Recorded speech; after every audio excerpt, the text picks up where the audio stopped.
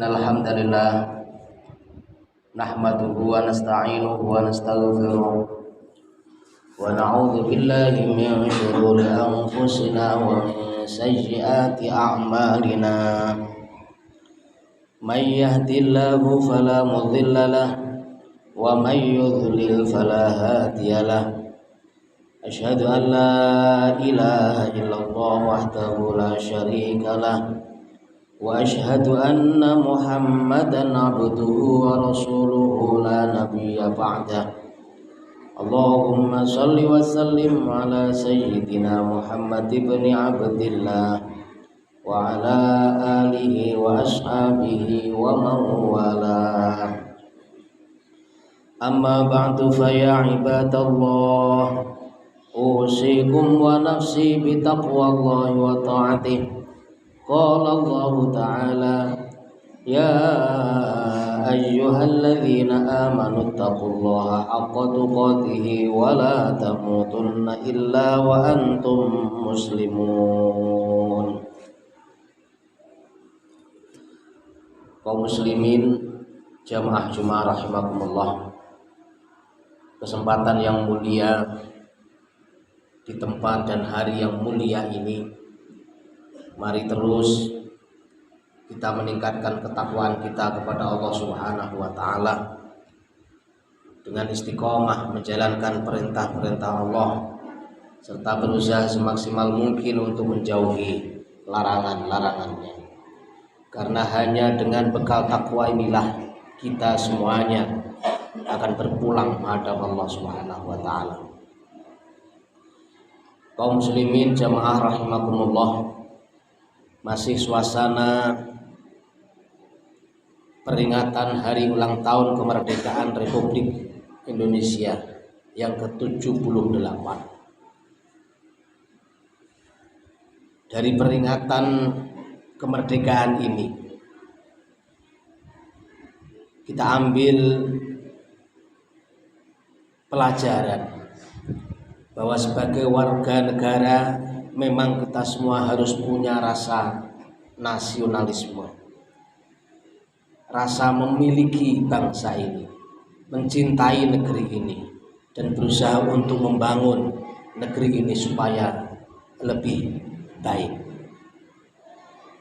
Rasa nasionalisme ini juga dicontohkan oleh baginda Nabi Muhammad SAW.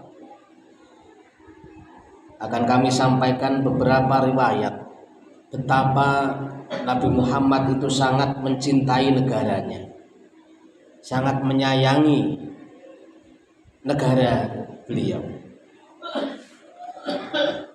Ketika perintah hijrah turun,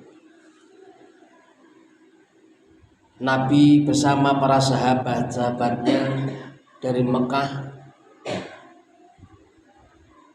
hijrah menuju ke kota Madinah. Ringkas cerita, ketika Rasulullah SAW sudah berada di kota Madinah, Ibnu Abbas bercerita Rasulullah SAW bersabda, alangkah baiknya engkau wahai kota Mekah sebagai sebuah negeri, dan engkau merupakan negeri yang paling aku cintai. Walaula anna qaumi akhrajuni minka ma sakantu ghairaka. Seandainya kaumku tidak mengusirku dari engkau wahai kota Mekah, niscaya aku tidak akan meninggalkan negeri selainmu. Dari peristiwa ini dapat kita ambil kesimpulan betapa Rasulullah itu sangat mencintai kota Mekah, sehingga beliau mengatakan andaikan di negeri Mekah itu aman untuk berdakwah, aman untuk melindungi diri dan keluarganya, tentu Nabi tidak akan meninggalkan kota Mekah. Tetapi setelah Rasulullah SAW mempunyai negara baru yang bernama Madinah Al-Munawwarah. Nabi juga berusaha semaksimal mungkin untuk mencintai negeri Madinah itu. Dalam Sahih Bukhari diceritakan Nabi berdoa, Allahumma habib ilainal Madinah kama kahubbuna Makkah. Ya Allah, doa Nabi, jadikanlah kami mencintai kota Madinah ini seperti kami mencintai kota Makkah. Jadi Nabi berusaha semaksimal untuk mencintai negara barunya, yaitu negeri Madinah Al-Munawwarah. Rasulullah bersama para sahabat akhirnya tinggal di negara Madinah sampai 2 tahun kemudian. Ada perintah ketika sholat tidak menghadap ke Masjidil Haram, tetapi sholat kaum muslimin menghadap ke Baitul Maqdis, ke Palestina. Jadi kiblat kita itu pernah menghadap selain Ka'bah, yaitu menghadap Masjidil Aqsa, Palestina yang sekarang sering menjadikan sengketa negara itu. Beberapa bulan perintah itu dilaksanakan oleh Rasulullah dan para sahabatnya. Tetapi hati Rasulullah diceritakan dalam Al-Quran, qad nara taqalluba wajhika fis sama falanwalliyannaka qiblatan tardaha fawalli wajhaka syatral masjidil haram. Al-Quran menceritakan kondisi psikologi Rasulullah, kondisi batin Rasulullah ketika sholat menghadap Masjidil Aqsa. Seolah-olah Rasulullah kepingin sekali kiblat kembali ke Makkah, kembali ke Ka'bah. Dan Allah tahu itu, maka qad nara taqalluba wajhika fis sama. Sesungguhnya kami mengetahui kau sering menengadahkan wajahmu ke langit Makkah. Rasulullah rindu untuk sholat menghadap ke Ka'bah, maka turun perintah fawalli wajhaka syatral masjidil haram. Wahai Muhammad, hadapkanlah wajahmu ke Masjidil Haram. Sholatlah kamu kembali ke menghadap Masjidil Haram, ke Ka'bah di Makkah. Bahagia Rasulullah, gembira Rasulullah karena kerinduannya terhadap kota Makkah. Begitulah kaum muslimin jamaah rahimakumullah, kecintaan Rasulullah kepada negaranya begitu besar. Dan sesungguhnya setiap manusia itu diberi anugerah oleh Allah secara alami, sunnatullah, bahwa ketika dimanapun kita tinggal, disitulah hati kita akan merasa mencintai hati itu.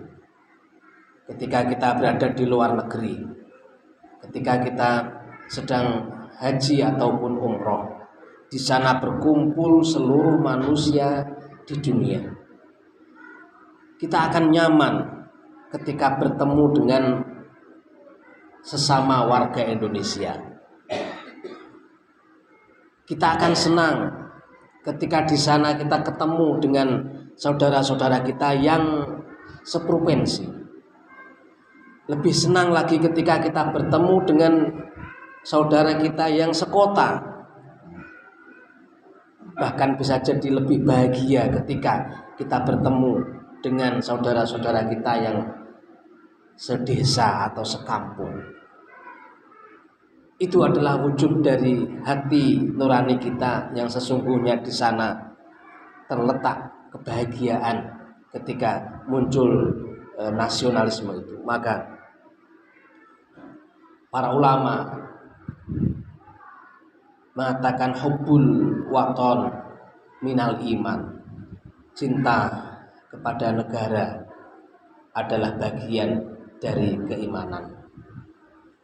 Memperingati hari ulang tahun kemerdekaan Republik Indonesia, mari kita terus pupuk rasa nasionalisme kita, mencintai negeri kita, membangun negeri kita, dan mewariskan kebaikan terhadap anak-anak cucu kita. Di akhir khutbah ini saya ingin menyampaikan satu kisah dari sahabat atau Khalifah Ali radhiyallahu anhu. Sayyidina Ali satu saat jalan-jalan di sebuah perkampungan. Dilihat ada seorang kakek-kakek yang sedang menanam pohon kurma.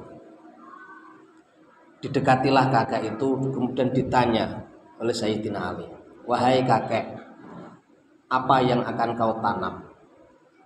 Kakek ini menjawab, "Saya mau menanam pohon kurma." "Wahai kakek, umurmu berapa?" "Umur saya 80 tahun." Sayyidina Ali bertanya, "Kakek, kenapa di umurmu yang 80 tahun kau menanam pohon kurma? Apakah kau mungkin bisa menuai buahnya sementara usiamu sudah begitu tua?" Kakek ini kemudian berdiri dan mengatakan kepada Sayyidina Ali, "Wahai Kisana, sesungguhnya ketika kita makan buah kurma sekarang ini, ketika kita minum air kelapa sekarang ini, bukan dari tanaman, bukan dari buah yang kita tanam, tetapi kurma yang kita makan, air kelapa yang kita minum adalah buah dari hasil tanam ayah dan kakek-kakek kita. Mungkin saya menanam kurma hari ini, saya tidak bisa merasakan buahnya, tetapi anak cucu keturunan saya, dialah yang akan menikmati hasilnya. Saya ingin ketika saya meninggal dunia, saya meninggalkan sesuatu untuk anak dan cucu-cucu saya." Terhentak hati Sayyidina Ali, kemudian beliau mengambil beberapa uang, diberikan hadiah kepada si kakek itu sambil mengatakan, "Wahai kakek, hari ini kau telah membukakan hatiku. Terimalah hadiah ini." Kaum muslimin jamaah rahimakumullah, mudah-mudahan khutbah siang hari ini bermanfaat. Barakallahu li wa lakum fil Qur'anil azim wa nafa'ani wa iyyakum bima fihi minal ayati wa dzikril hakim. Wa qur rabbighfir warham wa anta khairur rahimin. Allahumma shalli wa sallim wa zid wa barik wa